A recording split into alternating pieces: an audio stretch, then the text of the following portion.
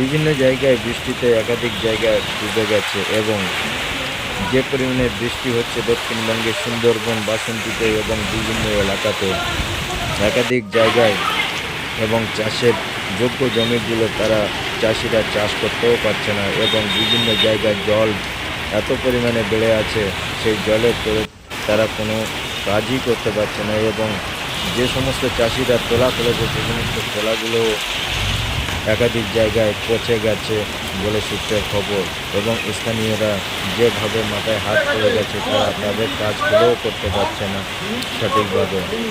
চাষযোগ্য জমিতে তারা চাষের কাজে কোনো কিছু করার সক্ষমতাও রাখতে পারছে না।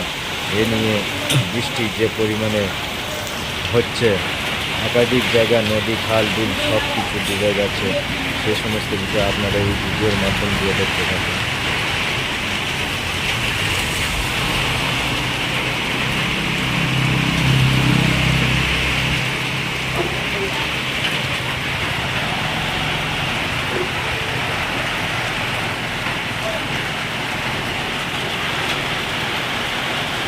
আপনারা সবাই নিয়ে